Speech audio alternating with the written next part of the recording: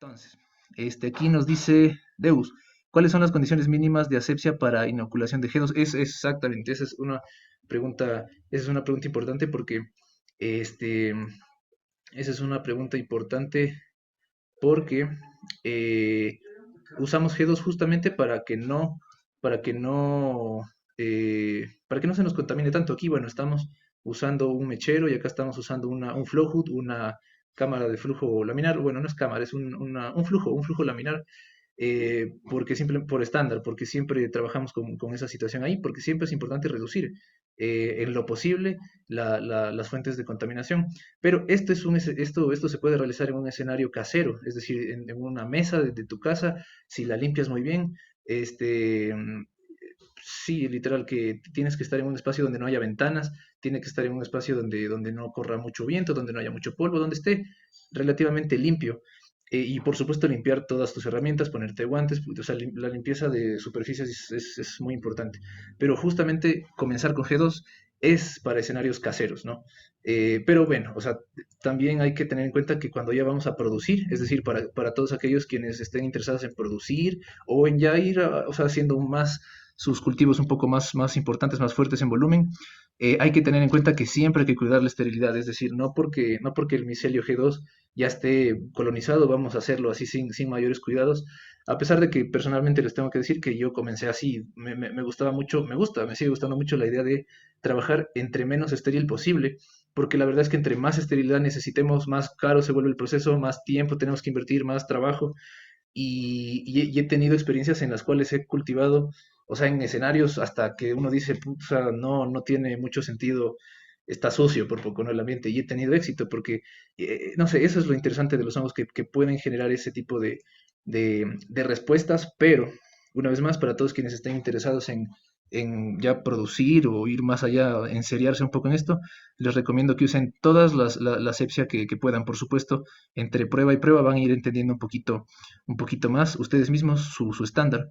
¿Qué tipo de aceite usan para aceitar? Cualquier aceite. O sea, aceite de cocina, pues lo normal, podemos comprarlo, no es tampoco tan caro.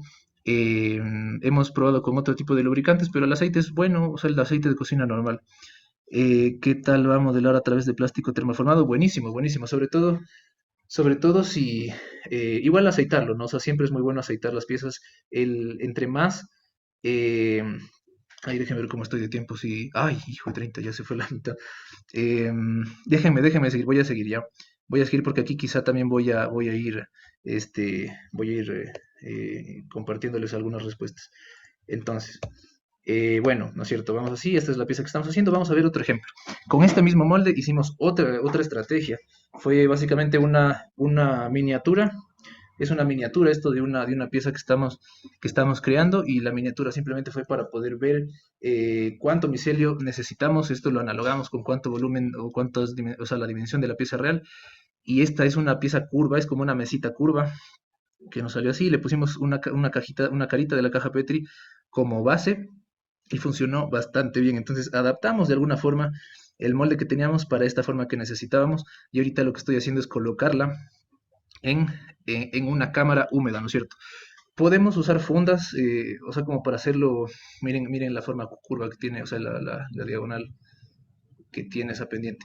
Bueno, podemos, como les decía, usar fundas para que el micelio se mantenga húmedo. Miren, por ejemplo, aquí estoy usando una fundita para que el micelio se mantenga húmedo, pero las cajas ya te permiten, pues obviamente, no usar tanto plástico. Las fundas son algo que, bueno, podemos reutilizarlo, pero al mismo tiempo tratamos de evitar usar fundas, o usamos fundas reutilizadas, que más adelante vamos a ver igual otras funditas que usamos hasta para las compras. Obviamente la desinfectamos antes con alcoholcito, bien, o sea, súper importante, pero miren la forma que está teniendo.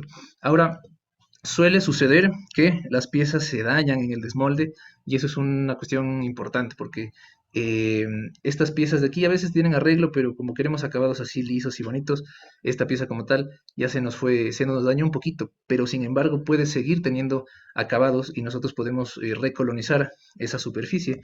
Entonces, después de que está en la cámara húmeda, 2 o 3 días, más o menos las piezas que les acabo de mostrar se ven así, de esta manera.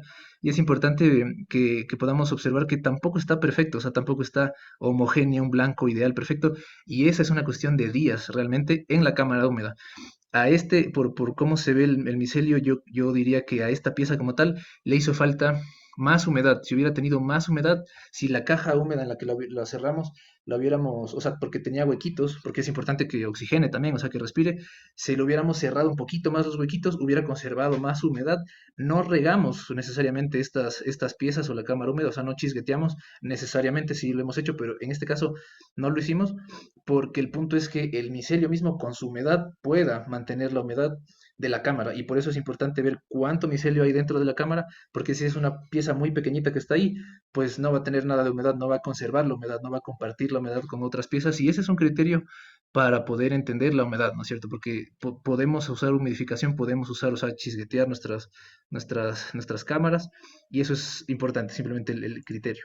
Ahora, vamos a ver miren la fundita, ¿no? Esta es una fundita de supermercado, básicamente. Entonces, esta es una pieza ya un poquito más grande, es una maceta que llamamos M4, y esta pieza fue muy bonita porque, y nos adaptamos también a los moldes, miren que o sea, los moldes los conseguimos, digamos, por ahí en Pica, en plastiquerías, y se adaptan un poco a nuestra necesidad y vamos encontrando cuáles son los moldes valiosos. Y ahí lo que estoy haciendo es sacando ¿cómo es el molde macho?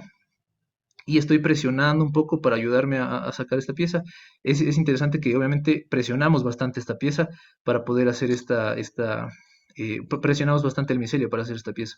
Y aquí vamos sacando suavemente el molde interno, porque si lo hacemos muy, muy rápido puede romperse la pieza y eso muchas veces no tiene vuelta atrás. Fíjense que no está totalmente colonizado por la parte de adentro. Cuando toca las superficies normalmente no es que coloniza al 100%, pero y por eso es este siguiente paso que le llamamos out-in, que ya lo vamos a ver. Pero aquí simplemente vamos a ver otro ejemplo. Digo, más bien, o sea, después de un tiempo de colonización, a ver, para seguir en orden, ¿no es cierto?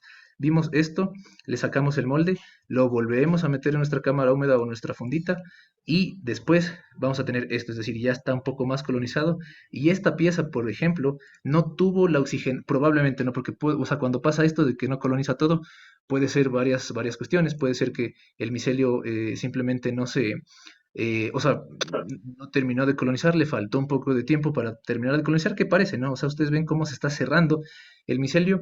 Es importante tener en cuenta que el micelio necesita oxígeno, oxigenarse para poder realizar sus procesos metabólicos, crecer, digerir y usualmente en la parte más de al fondo de los moldes es donde, o sea, el oxígeno como se satura un poco y el micelio comienza a crecer más lento, ¿no? Y es por el tema de la oxigenación, posiblemente, ¿no? Entonces lo que yo hago en este caso lo que hice en este caso fue retirarle un poquito esto que no estaba colonizado y nos damos cuenta que ya un poquito más por dentro ya está colonizado, ¿no es cierto? Y esto, bueno, igual se podía esperar que colonice, pero yo decidí en ese momento, y la micotectura quizá es un poco de eso, sobre todo la micotectura experimental, digamos, un poquito de tomar decisiones a medida que va ocurriendo la práctica. Entonces yo decidí sacar eso porque dije, no, voy a hacer out-in y vamos a dejar las piezas ya con todo el micelio colonizado y no este pedacito de sustrato que aún no ha colonizado. Entonces, otro escenario similar, es decir, en el que yo saco el molde, saco ¿cómo es? El molde macho de esta misma pieza, pero tengo mejores condiciones en mi micelio, se puede ver como lo estamos viendo en este momento. Entonces, este es un micelio mucho más blanquito, mucho más fuerte.